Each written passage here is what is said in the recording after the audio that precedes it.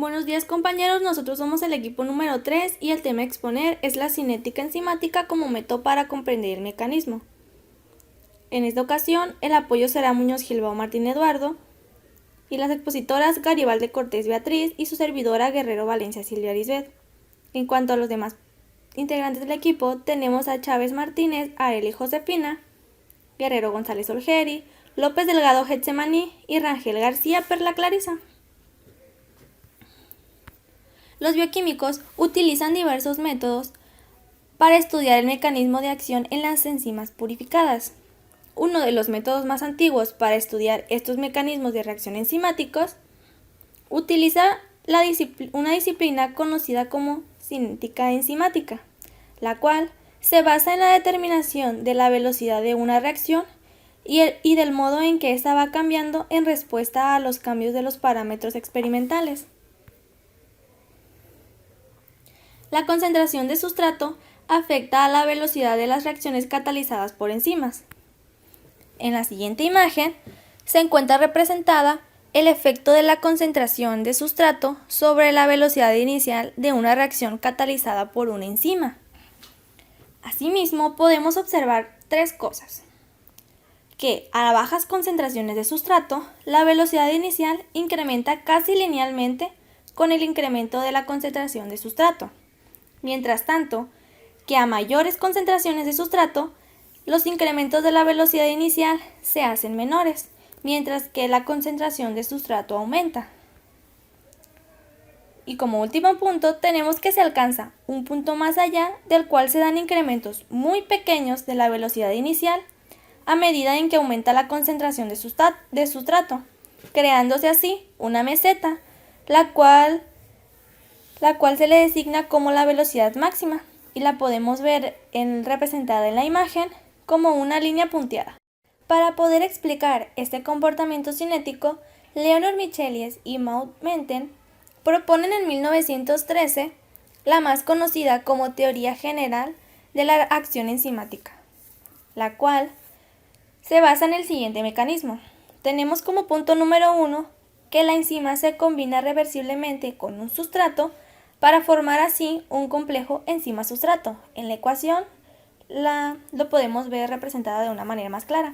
Tenemos la enzima representada con una letra E más el sustrato, que es la letra S, lo cual nos da como producto la formación de un complejo enzima-sustrato representada con las letras ES. Como segundo punto, tenemos que este mismo complejo formado anteriormente nos da lugar a una enzima libre y a los productos de la reacción, y se encuentra representada en esta ecuación. Ahora bien, cuando la enzima se mezcla inicialmente con un gran exceso de sustrato, existe un periodo inicial, el cual se denomina estado preestacionario, durante el cual las concentraciones del complejo enzima-sustrato aumentan. Se dice que este estado preestacionario es demasiado corto para poder ser observado fácilmente, puesto que dura solo unos microsegundos. Posteriormente, la reacción alcanza rápidamente un estado estacionario, donde las concentraciones del complejo enzima-sustrato permanecen constante con el tiempo. Finalmente, podemos ver que la velocidad inicial refleja generalmente el estado estacionario, aun cuando la velocidad inicial se limita a los primeros instantes de la reacción, y el análisis de las velocidades iniciales se conoce como cinética del estado estacionario. En la imagen tenemos representado el tiempo y las concentraciones. Si se pueden dar cuenta, tenemos abajo los estados preestacionario y estacionario.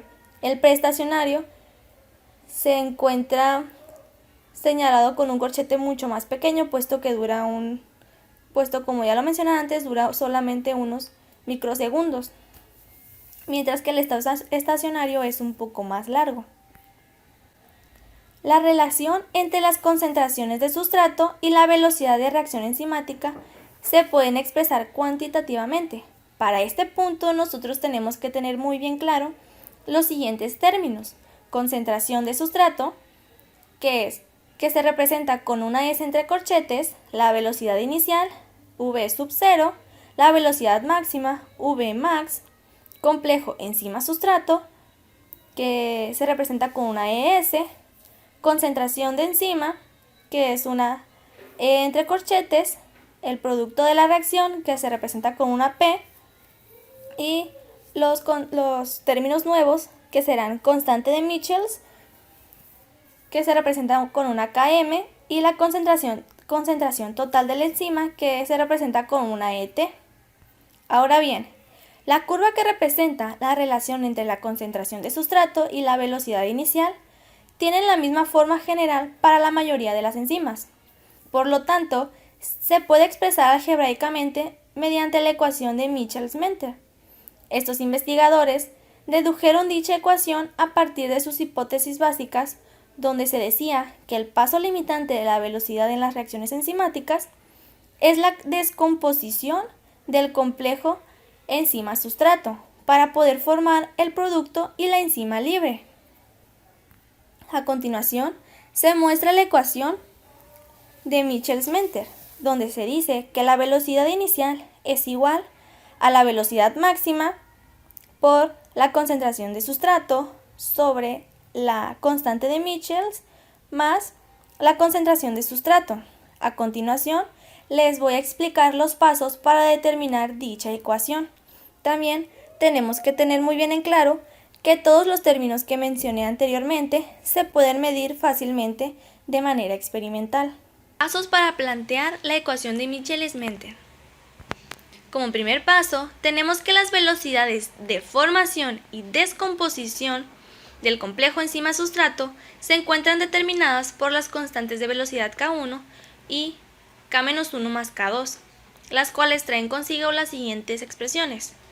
Se dice que la velocidad de formación del complejo enzima-sustrato es igual a K1 por la diferencia entre las concentraciones de enzima total y las concentraciones del complejo enzima-sustrato por la concentración de sustrato, mientras que la velocidad de descomposición del complejo enzima-sustrato es igual a K1 por K-1, por la concentración del complejo enzima-sustrato más K2 por la concentración del complejo de enzima-sustrato.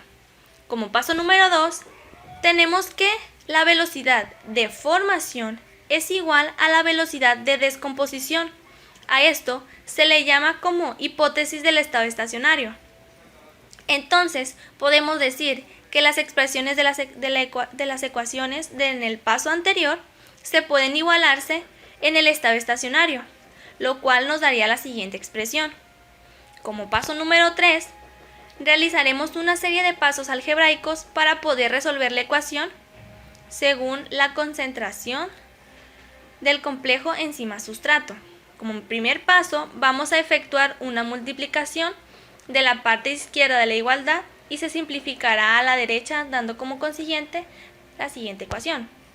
Ahora, vamos a sumar el término K1 por la concentración del complejo enzima-sustrato por la concentración de sustrato a ambos lados de la ecuación, y simplificando nos va a dar la siguiente.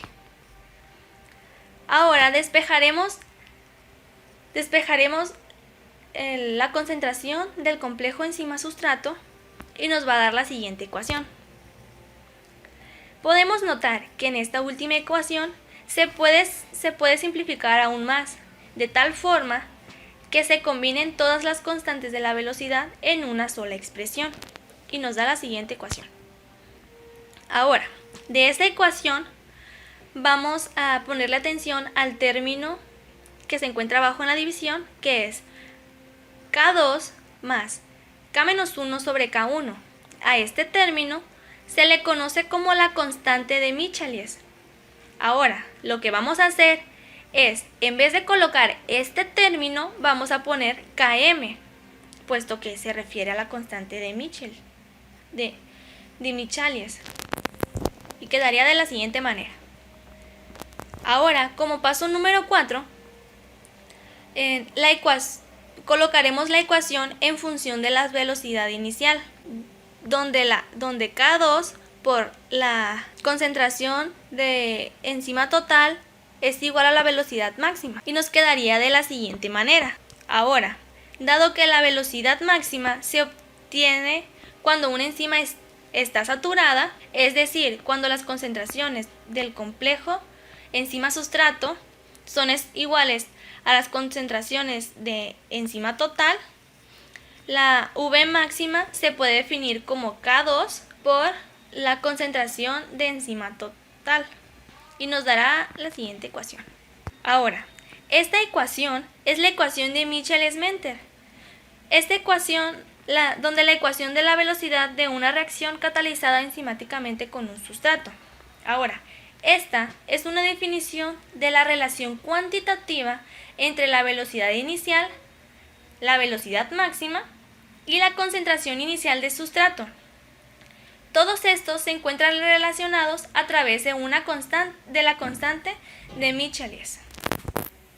Ahora, de la ecuación de Michels-Menten emerge una relación numérica muy importante en el caso especial en que la velocidad inicial es exactamente la mitad de la velocidad máxima. De la ecuación de Michels-Menten surge una relación muy importante en el caso especial donde la velocidad es exactamente la mitad de la velocidad máxima. Ahora, lo que vamos a hacer es, en la ecuación de Michels-Menten, lo que vamos a hacer es sustituir la velocidad inicial por la velocidad máxima entre 2. En esta imagen que se encuentra a su izquierda, lo encontramos representado. Ahora vamos a dividir la V máxima. Al dividir la V máxima obtenemos un medio, que un medio es igual a la concentración de sustrato sobre la Km más la concentración de sustrato. Ahora vamos a despejar esta ecuación y obtenemos lo siguiente. Obtenemos que Km más la concentración de sustrato es igual a 2 por la concentración de sustrato, o bien que Km es igual a la concentración de sustrato cuando la velocidad inicial es igual a un medio de la velocidad máxima. Por lo tanto, la Km es equivalente a la concentración de sustrato, a la cual la velocidad inicial es la mitad de la velocidad máxima. Aunque la ecuación anterior es válida para muchas enzimas, tanto las magnitudes como el significado real de la velocidad máxima y de la constante de Michels puede cambiar de una enzima a otro. Esta se considera como una de las limitaciones muy importantes de la aproximación del estado estacionario de la cinética enzimática. En la siguiente tabla podemos observar el Km de algunas enzimas y sustratos. También se puede ver cómo la Km varía considerablemente de una enzima a otro, incluso para diferentes sustratos de la misma enzima. Para las reacciones de dos pasos, tenemos que la constante de Michels es igual a la K2 más K-1 sobre K1. Por lo tanto, la ecuación de Michels-Menten y el comportamiento de saturación característico de la enzima siguen siendo válidos, pero la Km no se puede considerar como una medida sencilla de la afinidad por el sustrato. La K2 se considera como un limitante de velocidad cuando K2 es menor que K-1, por lo que Km se simplifica de la siguiente manera: K-1 sobre K1, a lo cual se le llama como constante de disociación del complejo enzima-sustrato. Cuando se dan estas condiciones, la Km se encuentra representando a una medida de la afinidad de la enzima por su sustrato en el complejo enzima-sustrato. Por lo tanto, esta situación no es válida para la mayoría de las enzimas. También tenemos que cuando K2 es mayor que K1, por lo tanto, la Km es igual a K2 sobre K1. Y por último, tenemos que K2 y K1 son comparables por lo que la Km es una función más compleja de las tres constantes.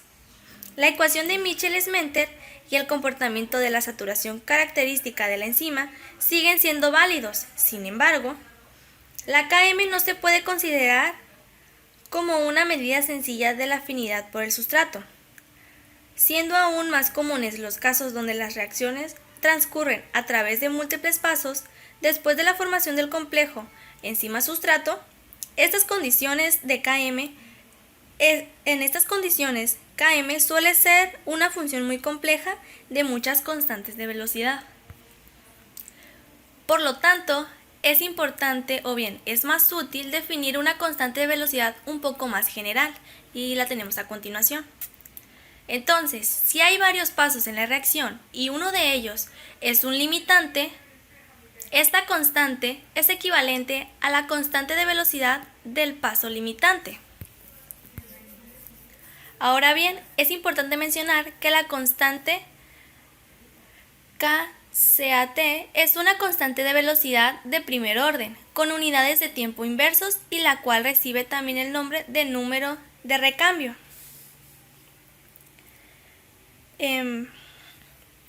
Esta es equivalente al número de las moléculas de sustrato convertidas en un producto por unidad de tiempo y a cargo de una sola molécula de enzima cuando la enzima está saturada con el sustrato. En la siguiente tabla podemos ver el número de recambio de algunas enzimas. Por ejemplo, el de la enzima fumarasa. Tenemos la enzima fumarasa y el sustrato fumarato, y su constante sería 800, mientras que la proteína RCA, que es una ATPasa, y el sustrato ATP es de 0.5. Ahora hablaremos de la ecuación de Link-Weber-Buck. Esta ecuación nos permite calcular los parámetros de Km y Vmax de una reacción enzimática a partir de datos experimentales. Por lo que estamos viendo es que a partir de la ecuación de Michaelis-Menten obtendremos los valores de Km y Vmax. Aquí tenemos la ecuación. El primer paso de esta ecuación sería obtener el recíproco, que sí sería invirtiendo los valores de las dos igualdades. Después, como tenemos una suma de fracciones, la descomponemos, y a esta suma de fracciones, como vemos que tanto en el denominador como en el numerador hay la concentración del sustrato, la eliminamos, y aquí tenemos la ecuación, donde 1 sobre b es la variable dependiente, Km sobre Vmax es la dependiente de la recta, que aquí está, 1 sobre S es la variable independiente, y 1 sobre Vmax es la intersección de la recta con el eje vertical, que es esta. Para obtener los valores de Vmax y Km, primero empezaremos con Km, donde en esta ecuación el 1 sobre S, el 1 sobre la concentración del sustrato, lo igualaríamos a 0 y multiplicaríamos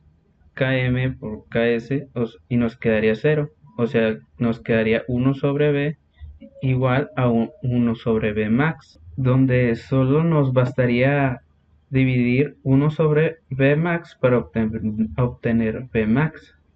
Ahora con Km, donde para calcular Km tendríamos que decir que 1 sobre B es igual a 0.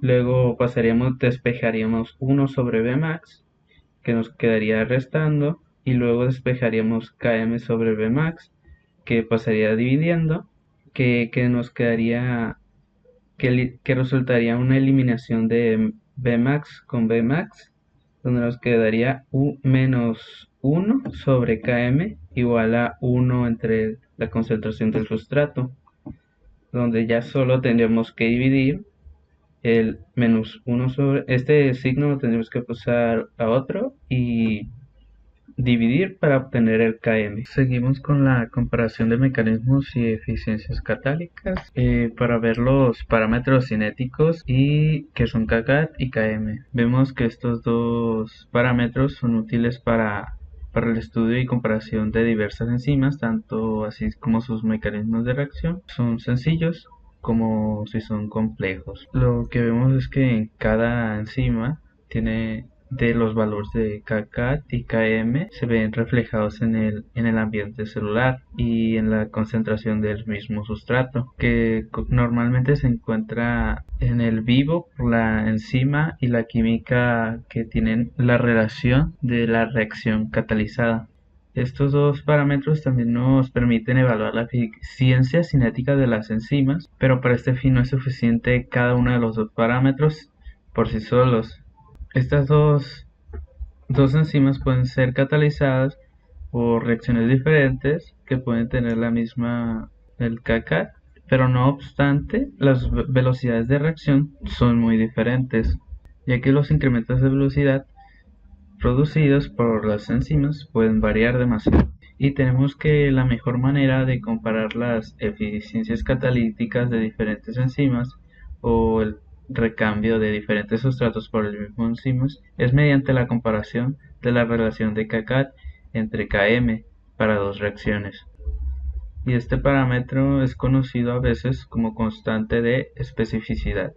Y aquí tenemos un ejemplo de este tipo de relación, que es el que tenemos la enzima acetilcolinesterasa y el sustrato acetilcolina, donde tenemos que su constante de catálisis es 1.4 por 10 a la 4 y su Km, que es su constante de Michaelis-Menten, que es de 9 por 10 a la menos 5,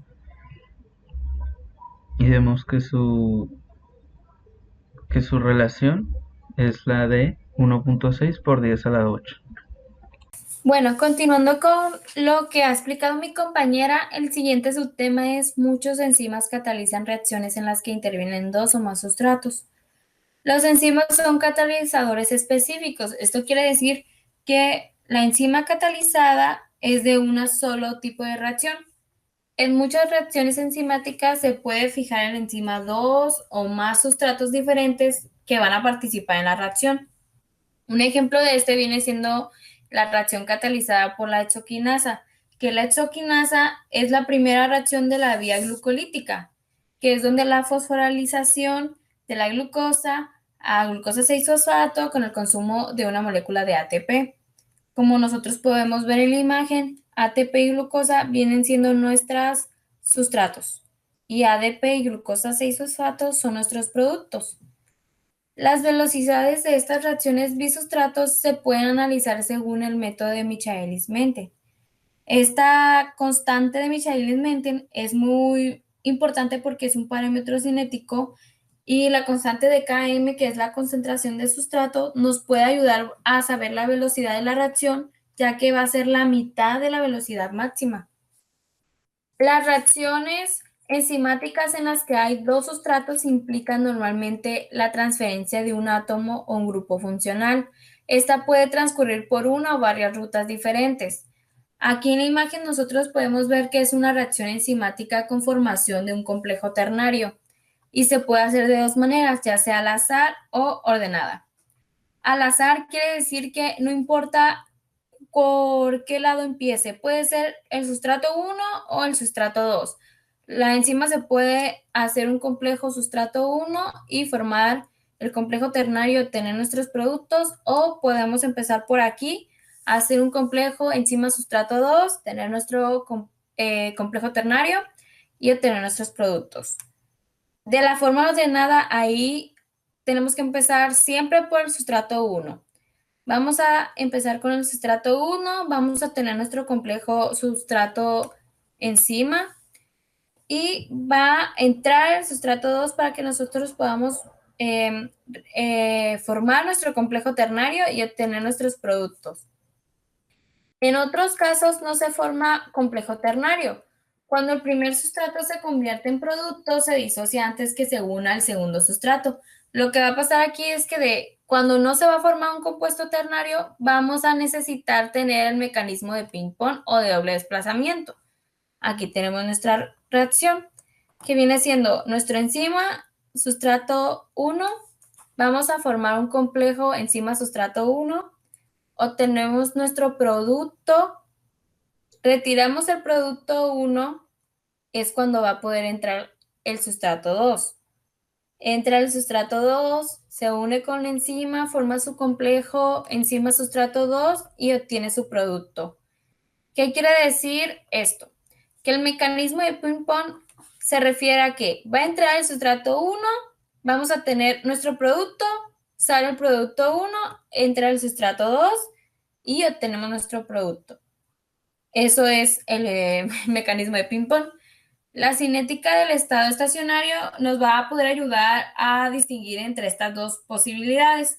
En la primera imagen, que es la A, nosotros tenemos que las líneas se cortan. Se ha formado un complejo ternario en la reacción, pero en la otra las líneas son paralelas. Esto quiere decir que la reacción va a transcurrir a través de una ruta de ping-pong. La cinética del estado preestacionario puede aportar pruebas sobre pasos específicos de la reacción. Cuando la enzima se mezcla inicialmente con un gran exceso de sustrato, va a existir un periodo inicial que se le llama estado preestacionario. Este es donde aumenta la concentración del complejo enzima-sustrato. Durante este proceso es cuando se puede medir de manera independiente las velocidades de muchos pasos de la reacción y cuando se puede observar los acontecimientos que tienen lugar durante la reacción de una única molécula de sustrato. La fase del estado preestacionario es demasiado corta, así que para esta se requieren técnicas especializadas para la mezcla y para poder obtener más rápido la muestra y los datos. Uno de los objetivos que tiene el estado preestacionario es que dispone de una visión completa y cuantitativa del transcurso energético de la reacción. Es aquí cuando nosotros podemos observar que las velocidades de reacción y los equilibrios están relacionados con los cambios de energía libre que se producen durante la reacción. Los enzimas están sujetos a inhibición reversible o irreversible.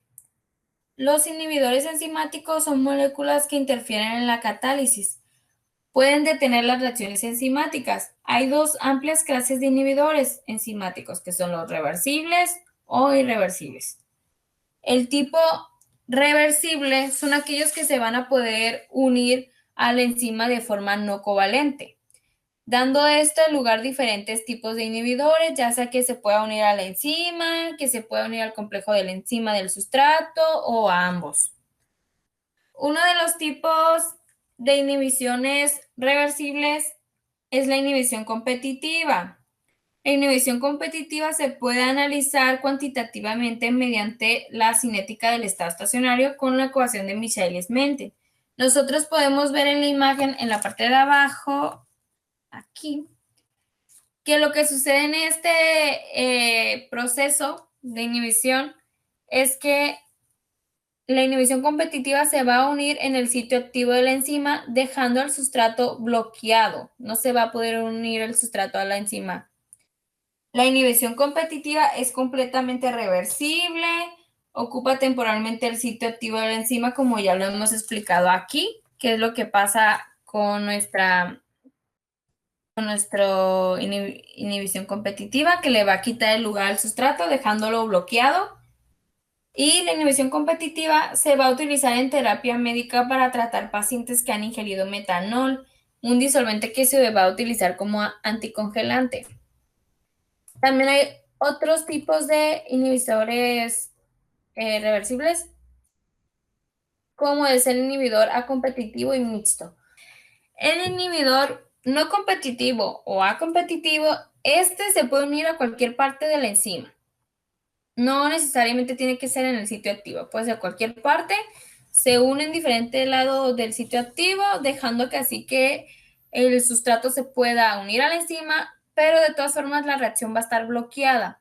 Esto va a suceder porque el inhibidor, al unirse con la enzima, va a modificarla y va a crear que al momento que el sustrato se une no pueda hacer reaccionar la reacción. Y cuando es un inhibidor mixto, también se puede fijar un sitio distinto al sustrato, pero esta se fija tanto a la enzima como a la enzima sustrato. Pruebas cinéticas para determinar los mecanismos de inhibición. La gráfica de los dobles recíprocos ofrece una forma fácil de determinar si un inhibidor enzimático es competitivo, acompetitivo o mixto. En la figura 1 nosotros podemos observar un conjunto de gráficas de dobles recíprocos obtenidos a la ausencia de un inhibidor. El incremento de estas va a hacer que la producción de familias de líneas de una interacción común en el eje 1 velocidad 0, pero con pendientes diferentes. Lo que vamos a también poder observar en esta imagen es que va a ser independiente de la concentración de un inhibidor competitivo y va a haber siempre concentración de sustrato suficientemente elevada para desplazar al inhibidor de un sitio activo de la enzima.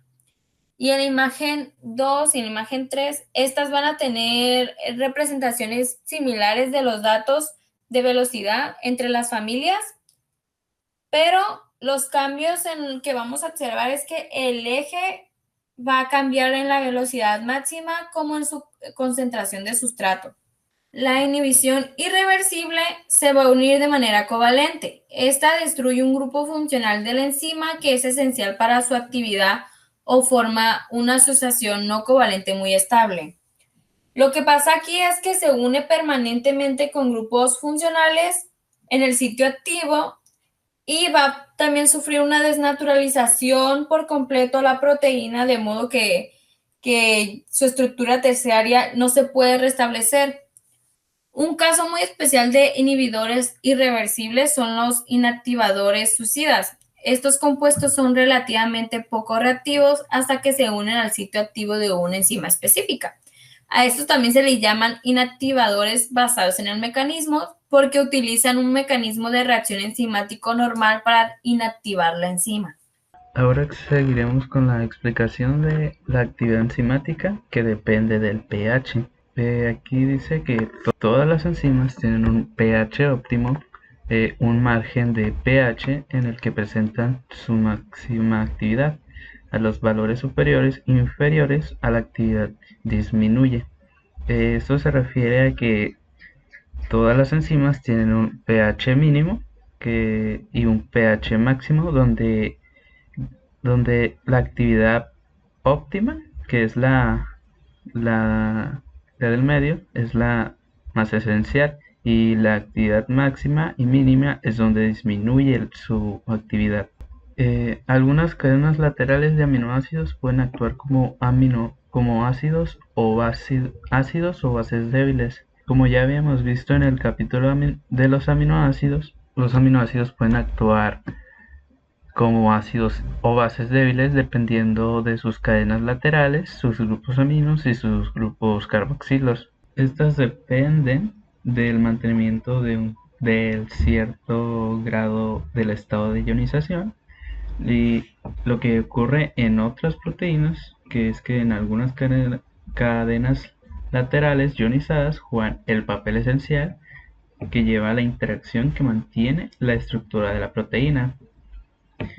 El intervalo del pH en el que cambia la actividad de la enzima puede proporcionar alguna pista sobre qué tipo de aminoácido está implicado. Aquí podemos ver que el pH en el cual la actividad óptima de la enzima nos puede proporcionar la pista del aminoácido que está implicado en la reacción específica. Por ejemplo, en la actividad enzimática cerca del pH 7.0 se puede reflejar que en la titulación nos da un residuo de histidina, pero tenemos que tener en cuenta que se tiene que representar con cautela. En el ambiente compacto de una proteína, la constante de acidez de las cadenas laterales de los aminoácidos pueden tener un cambio significativamente. Los efectos que dan lugar a los valores que varían en sus varias unidades sobre su comparación con los efectos de los aminoácidos libres. Ahora seguimos con los perfiles de actividad frente al pH de estas dos enzimas. Primero tendremos en cuenta que el pH, el pH óptimo de las enzimas se transmite al organismo para indicarnos cuál es la mejor capacidad que tendrá el organismo para trabajar. Una regla básica es que las enzimas determinan dónde pueden vivir los organismos, ya que las enzimas son muy sensibles a los cambios de pH. Sus pKs dependen de su sustrato y de su enzima. También pues estas se pueden desnaturalizar si el pH es muy grande. Ahora, teniendo todo eso en cuenta, explicaremos los perfiles de la actividad de frente del pH de las dos enzimas de pepsina y de glucosa 6-fosfato, donde ya hablamos sobre tienen un pH mínimo, un pH máximo y el pH óptimo.